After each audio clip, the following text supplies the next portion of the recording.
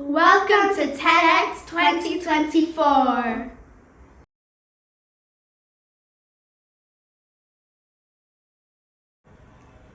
I'm Khloe, the 9-year-old surfer, and I would like to ask you a few questions. Wave me with your left hand if you like swimming. Wave me with your right hand if you like being in nature. And finally, wave me with both hands if you have ever heard of surfing. Great, I think you're going to like my talk.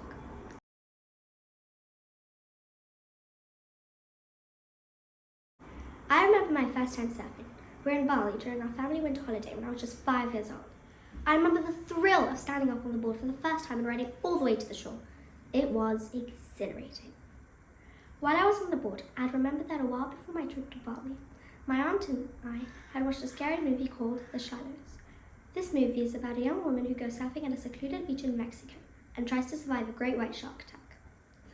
This affected me surfing because I was afraid there would be a great white shark in the ocean, even though we are very close to the shore.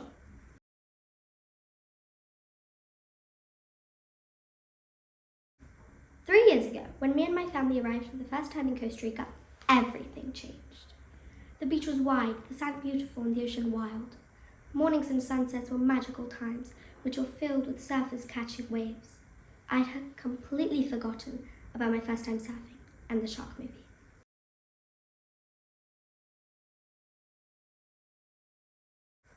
The beauty of the surroundings amazed me. The lush green trees that reached towards the water, the monkeys running freely, and the sound of waves clashing, mixed with the laughter of children and people, something I will never forget.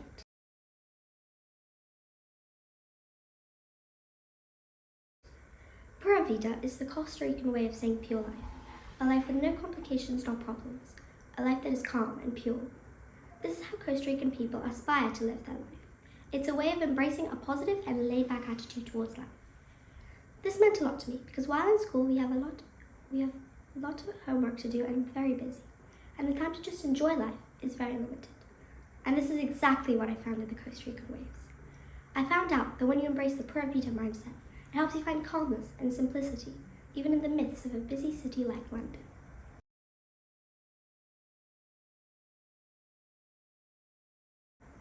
My first class at Sschool started on the shore, and it was about paddling and learning to find your wave, your own wave. You learn how to first stand up by practicing on the beach, on the sand. You learn the principle of paddling, about the currents, and how you find your balance on the surfboard.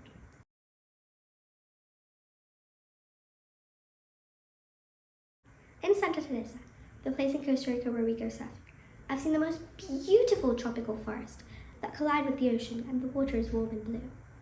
I personally think Santa Teresa is the most beautiful place in Costa Rica, but I've visited many other places, such as Guanacaste area, and also the Caribbean shore of Costa Rica.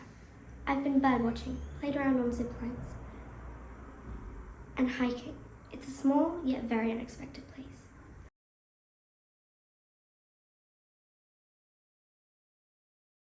Being in the water, I learned the importance of breathing for relaxation and calmness. The initial classes were playful moments in the white foam created by the waves. I realized that surfing is all about connecting with yourself, and not only do you learn the ways of the water, but you learn more about yourself.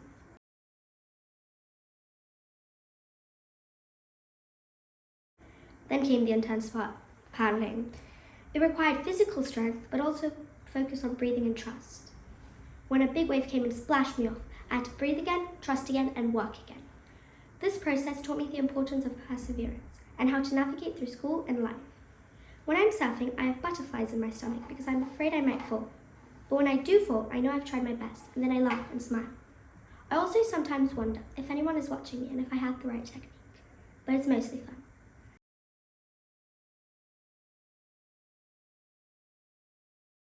Surfing is all about connecting with myself, the space, and the water. Then comes the hard work, facing the waves, the unknown, where I have to control my mind, body, and breath.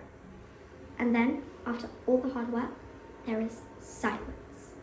At the green line, at the back, there is peace and quiet. It's the most beautiful part of surfing.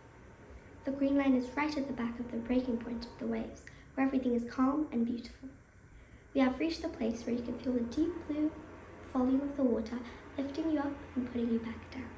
This is the place where it feels like meditation.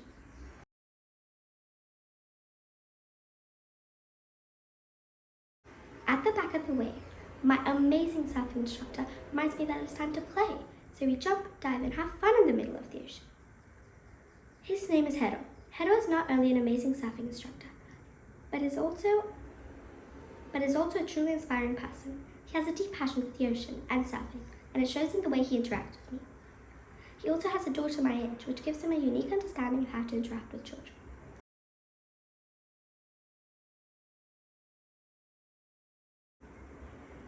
As we approach to the end of my talk, I'd like to express my belief that more schools should take children on surf trips instead of ski trips. Of course, schools won't go on 12-hour flights. There are options in and around the UK, such as Portugal and Cornwall. Also, there's a place which I believe would be best for a school trip, called The Wave in Bristol. And now, my question is, are you ready to catch your wave? Your own wave. Are you ready? Thank you.